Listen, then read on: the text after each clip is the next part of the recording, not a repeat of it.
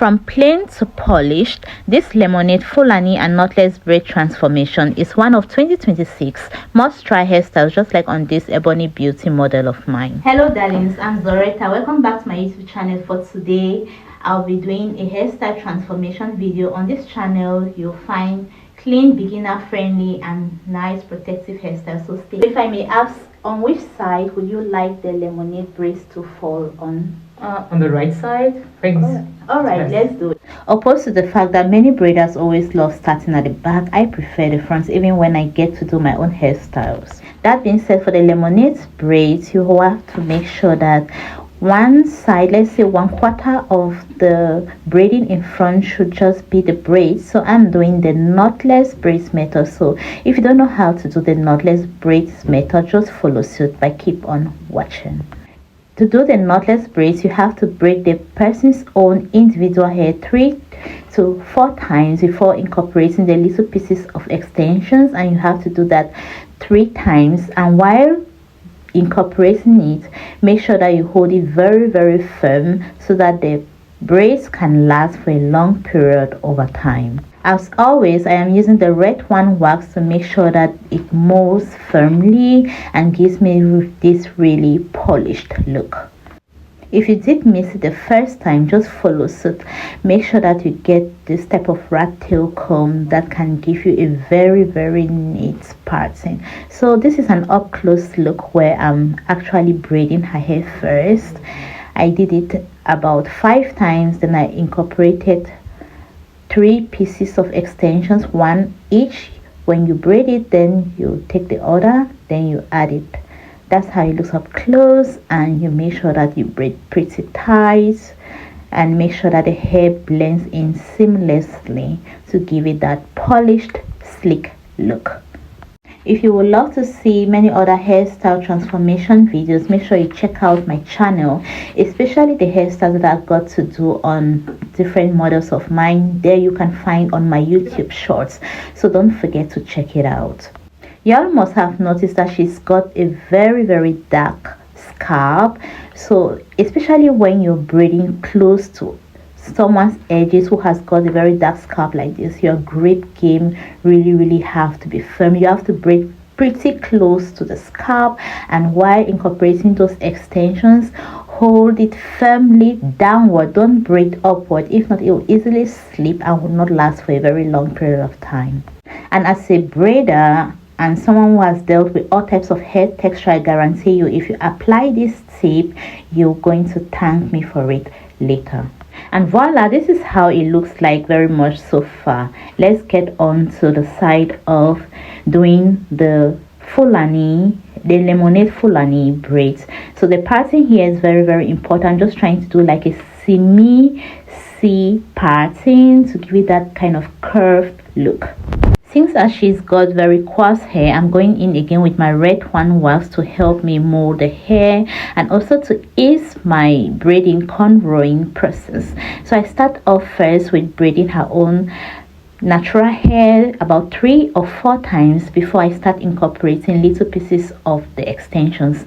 One tip, while you are cornrowing, you have to make sure that you start off with very tiny little pieces of the extensions, and as you progress backwards, that's when you can increase the extension to give it this very natural look. It shouldn't look very bulky.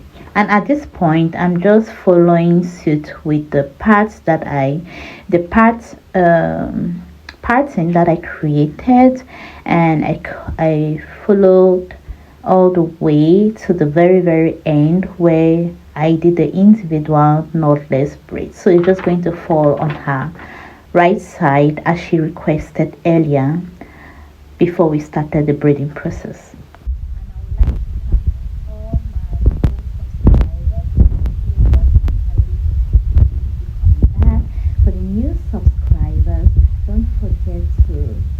Subscribe, and if you love the tutorial or the process, rather the hairstyle transformation process so far, give me a thumbs up and don't forget to turn on the notification button so you wouldn't want to miss out on my upcoming So on the second row, basically I'm making sure that that C form is really quite deep, then I go on with the braiding process again. So you just basically have to follow suit with the same process of braiding. You start off first with the person's own natural hair.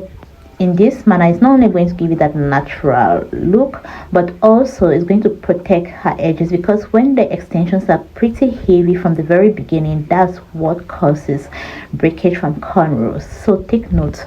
So my darlings, so at the very beginning of the year, I had thought about making sure I concentrate on my YouTube channel just around natural hair care, natural hairstyles and protective hairstyles. But I'm thinking maybe some of you would like fashion as well, as I had been doing in the past. Comment down below, let me know your thoughts. If I can continue to merge these two type of content together, or would y'all rather prefer me to stay just on the hair side? Let me know below.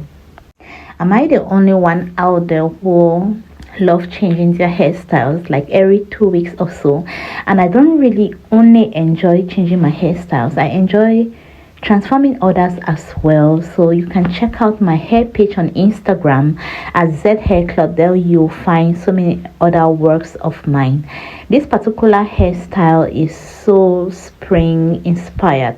Spring is a time where you can do a lot of Fulani braids, tribal braids, cornrows of all sorts. So you can share this with anyone that you think would rock this hairstyle as well, because I think I'm going to try this.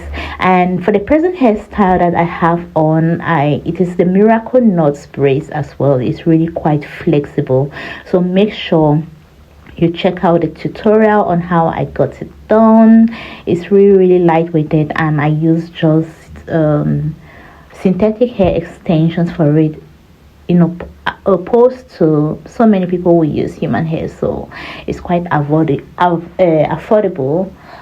to get it done using the synthetic hair. And I also explain the exact brand that I used in the video, so make sure you check it out. At this point, the curls on the lemonade are gradually coming in, and I'm so loving it.